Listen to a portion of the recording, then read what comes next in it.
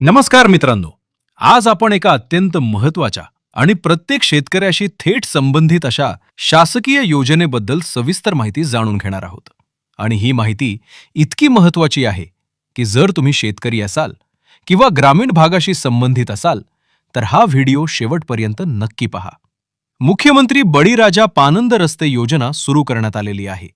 या योजनेअंतर्गत विधानसभा स्तरावर समित्या तयार करण्यात आल्या आहेत आणि या समित्यांच्या माध्यमातून रस्त्यांची मोजणी करणं, त्या रस्त्यांना अधिकृत क्रमांक देणं आणि त्यानंतर त्या रस्त्यांचे बांधकाम करणं अशी संपूर्ण प्रक्रिया राबवली जात आहे. एवढंच नाही तर रस्त्याची मोजणी झाल्यानंतर त्या रस्त्याच्या सीमारेषेवर झाडे लावून ती बाउंड्री निश्चित केली जाणार आहे, जेणेकरून भविष्यात त्या रस्त्यावर कोणत्याही प्रकारचे अतिक्रमण होऊ नये. पण मित्रांनो, प्रत्यक्षात परिस्थिती थोडी वेगळी आहे. अनेक ठिकाणी हे पानंद रस्ते हे शासकीय असूनही काही शेतकऱ्यांनी त्यावर अतिक्रमण केले आहे. त्यामुळे मागील शेतकऱ्यांना त्यांच्या शेतात जाण्यासाठी अडचणी निर्माण होतात. काही वेळा तर रस्ते पूर्णपणे बंद होतात आणि यामुळे गावागावांमध्ये वाद, भांडणं आणि कोर्ट कचेरीपर्यंत प्रकरणं जातात. तहसीलदार आणि इतर अधिकाऱ्यांकडे याबाबत अनेक अपील प्रलंबित आहेत. याच गंभीर समस्येचा विचार करून शासनाने आता कठोर निर्णय घेतला आहे.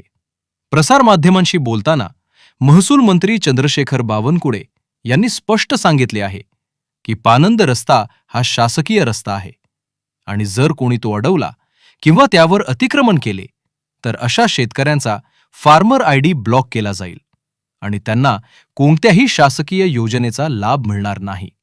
मित्रांनो, ही फक्त सूचना नाही तर एक गंभीर इशारा आहे. त्यामुळे त्यांनी शेतकऱ्यांना आवाहन केले आहे की शेतकऱ्यांनी शेतकऱ्यांसाठी विचार करावा. कारण जर तुमच्या शेतातून जाणारा रस्ता तुम्ही अडवला तर मागच्या शेतकऱ्यांना खूप मोठ्या अडचणींचा सामना करावा लागतो. आता या योजनेचा इतिहास आणि उद्देश थोडक्यात पाहूया. 14 डिसेंबर 2025 रोजी महाराष्ट्र शासनाने मुख्यमंत्री बळीराजा शेत पानंद रस्ते योजना सुरू करण्याची घोषणा केली होती. या योजनेचा मुख्य उद्देश अगदी स्पष्ट होता. प्रत्येक शेतकऱ्याला आपल्या शेतापर्यंत पोहोचण्यासाठी एक पक्का, सोयीस्कर आणि कायदेशीर रस्ता मिळावा, जेणेकरून शेतीमालाची वाहतूक सुलभ होईल आणि ग्रामीण भागाचा विकास वेगानं होईल. परंतु योजना सुरू झाल्यानंतर काही ठिकाणी अंमलबजावणीत अडचणी निर्माण झाल्या. काही शेतकऱ्यांनी या रस्त्यांवर अतिक्रमण करून ते काढण्यास नकार दिला. त्यामुळे परिस्थिती गंभीर बनली आणि शासनाने यावर उपाय म्हणून 25 मार्च 2026 रोजी एक नवीन शुद्धीपत्रक जारी केले. मित्रांनो, शुद्धीपत्रक म्हणजे एक अधिकृत शासकीय दस्तावेज असतो, ज्यामध्ये जुन्या नियमांमध्ये सुधारणा करून नवीन नियम लागू केले जातात आणि हे नियम सर्वांसाठी बंधनकारक असतात. या नवीन नियमांनुसार अतिक्रमण करणाऱ्यांवर कडक कारवाई केली जाणार आहे. सर्वप्रथम तहसीलदार कार्यालयाकडून अतिक्रमण करणाऱ्या शेतकऱ्याला कायदेशीर नोटीस दिली जाईल. त्या नोटीसमध्ये अतिक्रमण काढून टाकण्याचे आदेश असतील आणि यासाठी फक्त 7 दिवसांची मुदत दिली जाईल. जर या 7 दिवसांच्या आत अतिक्रमण काढले नाही तर प्रशासन स्वतः पुढाकार घेऊन ते अतिक्रमण जबरदस्तीने हटवेल.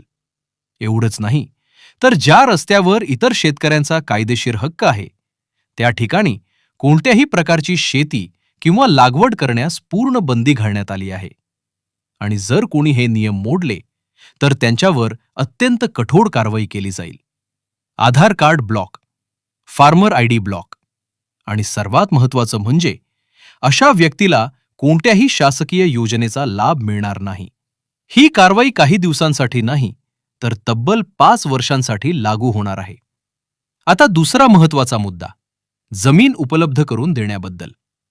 शासनाने स्पष्ट केलं आहे की या रस्त्यांसाठी कोणाचीही जमीन जबरदस्तीने घेतली जाणार नाही.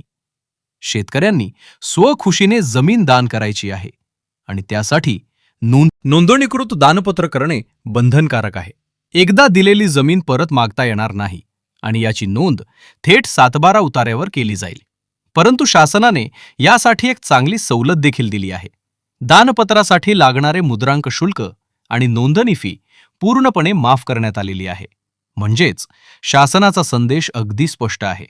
शेत रस्ते हा प्रत्येक शेतकऱ्याचा हक्क आहे आणि त्या हक्कावर कोणतेही अतिक्रमण सहन केले जाणार नाही. म्हणूनच मित्रांनो, जर तुम्ही पानंद रस्त्यावर अतिक्रमण केले असेल तर वेळेत ते काढून टाका आणि इतर शेतकऱ्यांना सहकार्य करा, जेणेकरून सर्वांचा विकास होईल. तुमचं या निर्णयाबद्दल काय मत आहे ते आम्हाला कमेंटमध्ये नक्की सांगा. आणि अशाच महत्त्वाच्या व उपयोगी माहितीसाठी आपल्या चॅनलला नक्की सबस्क्राईब करा, व्हिडिओला लाईक करा आणि ही माहिती इतर शेतकऱ्यांपर्यंत नक्की शेअर करा. धन्यवाद.